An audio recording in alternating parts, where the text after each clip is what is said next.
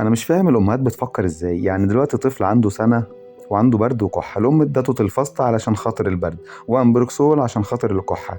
في حاجة تانية نديها له يا جماعة؟ بتسأل الدكتور بقى في حاجة تانية اديها له تروقه؟ هو احنا مش بنعالج الاعراض كده، الطب مش بالسهولة دي. يعني هو اللي بيكح ياخد امبروكسول، واللي عنده اسهال ياخد انتينال، واللي عنده معرفش ايه ياخد ايه؟ خلاص ده اللي احنا بنذاكره في 7 سنين طب و7 سنين ماجستير؟ اكيد الموضوع مش بالسهولة دي.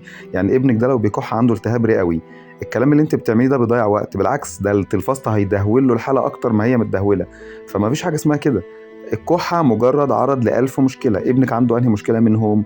ممكن يكون حاجة بسيطة، ممكن يكون حاجة عنيفة جدا، ممكن يكون لا قدر الله التهاب رئوي، التهاب شعبي، حساسية. ففي ألف سبب يخلي الطفل يكح. الكحة مجرد لمبة بتخلينا نروح نبص نشوف صدر الطفل فيه إيه من جوه.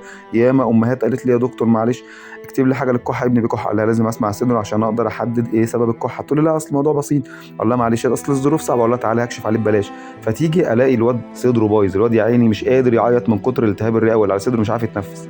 نعمل له اشعه نلاقي التهاب رئوي عنيف، بحوله يتحجز في الرعايه وياخد علاجات، ونبقى قاعدين حاطين ايدينا على قلبنا يا رب الواد يعدي من الدور ده ويعيش ويبقى زي الفل. فالموضوع مش بالسهوله دي.